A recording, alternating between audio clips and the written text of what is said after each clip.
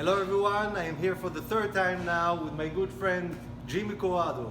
You all know him by now, and today we're doing another seasonal specialty. This time we're doing something totally different, a lot more fun. We're doing winemaking. Welcome, Roz. Thank It's you a pleasure for to be having on Calling All Cooks again. Thank you for having me. Today, we're going to talk about winemaking. This is an exciting time of year. Since the early 1900s, as European immigrants came to the United States, they wanted to keep on the traditions of making wine at home.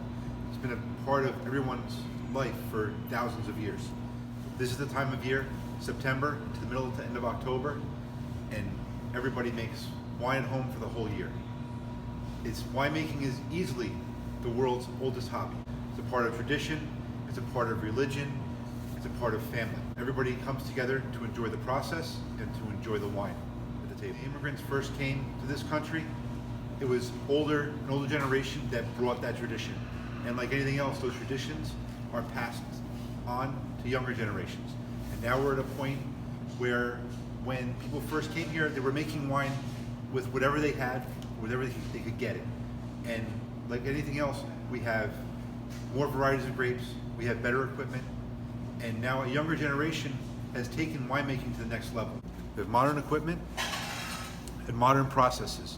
With the younger generation, they also have better technology, more education. Something that was done very traditional and old world is now done very new world with all modern technologies. And the wine that they're making at home is comparable to what many wineries are making out in California. The qualities are amazing. Well, Jimmy's going to show me around right now and the entire process. You got it, Roz. I want to get you guys involved in this video. If you have any questions at any moment, please feel free to ask on this platform, on the link below, which would link you into Jimmy's website, corradosmarket.com. He is the man. So let's get going, guys. Ready? Ready. Let's do it. So if you're going to make wine at home, we're going to make red wine, okay? So these are red grapes. Now if you see the grape itself, if you break it, it's white on the inside, Right.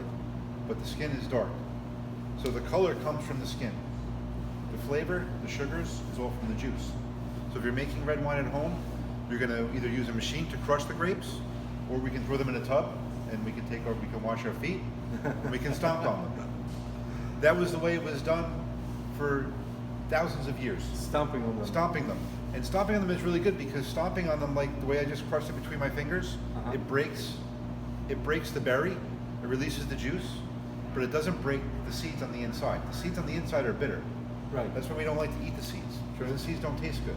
And it's the same thing with wine. So you just want to break the berries, release the juice, and allow the skin, as the fermentation begins, to break down. That's what gives the wine its beautiful color. A home winemaker is going to take these grapes and he's going to crush them. Right.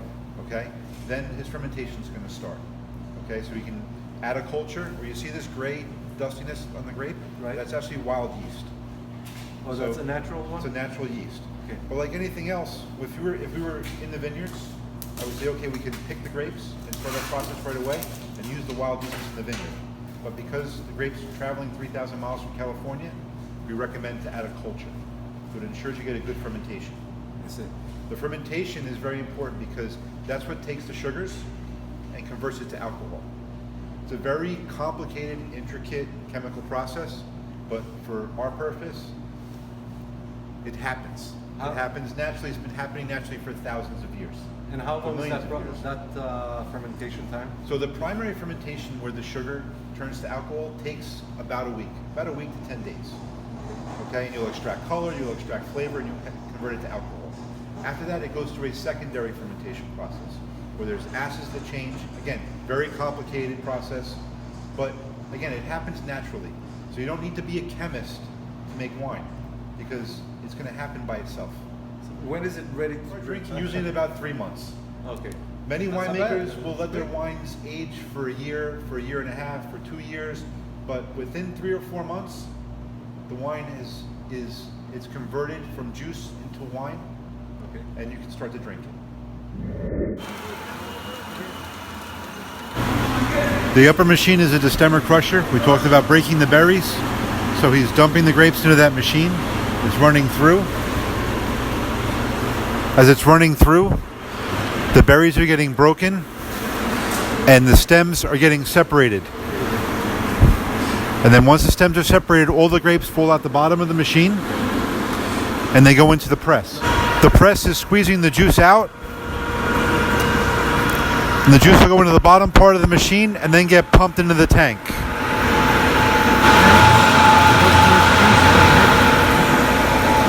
There's more grapes going into the machine now up top. So the customer has, I believe, some Cabernet Sauvignon and some Merlot that we're squeezing and mixing for him.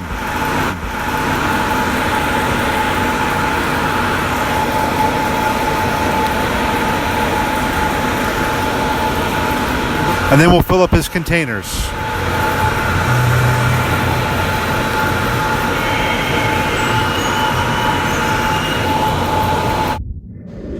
We have exactly 1 minute for this conversation, Anthony, okay. because they turned off the machine, and we have a little quiet over here before they started.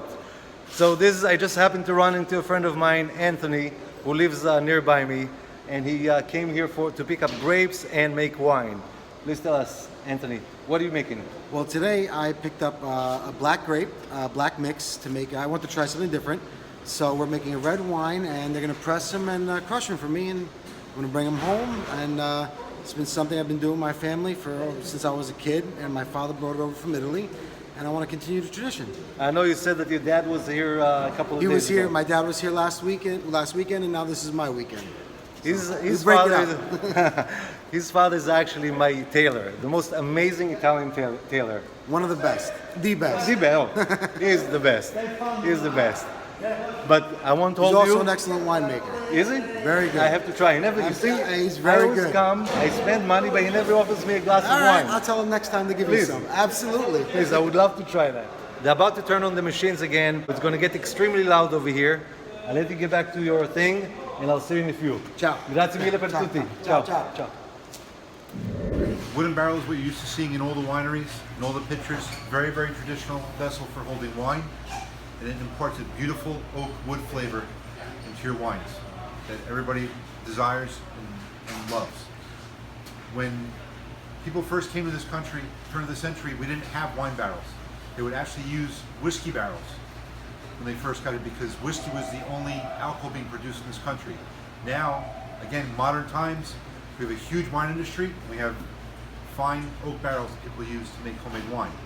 The drawback is this thing is very heavy, takes up a lot of room, and it's a lot of work to maintain. So a lot of home winemakers use glass. So this is called a demijohn or a carboy. So these are small, they're economical, easy to clean, and easy to maintain. And this is what a lot of home winemakers are using to age their wines. The secondary fermentation, we put these airlocks on top. There's still fermentation occurring, but you want to protect the wine from air, because air is the enemy of wine. If you drink a half bottle of wine, leave it on the counter, within a couple of days it doesn't taste the same, it starts to spoil. This helps keep the wine nice and bright and fresh, it allows no air to go in. If you want to get the oak flavor, you can use oak spirals, oak chips. They're pieces of barrel that you would add into the glass bottle and will impart the same flavor. Again, we talked about modern and being able to use new technologies. A lot of new young home winemakers and even a lot of older winemakers are making the move to stainless steel. You'll see there's a lot in wineries all over the world. These are variable capacity tanks. They're steel, they're light, they're easy to clean, they're variable levels, so again, no air can get in and out. They have spigots in the bottom, and it makes winemaking a breeze. Easy to do, and they take up no room. Again, this is, we talked about toys earlier.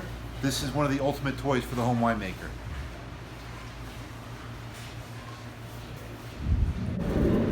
Jimmy, thank you so much for having me. I had an amazing day here.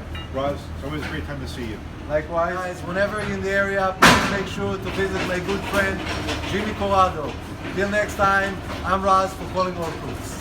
Bye now.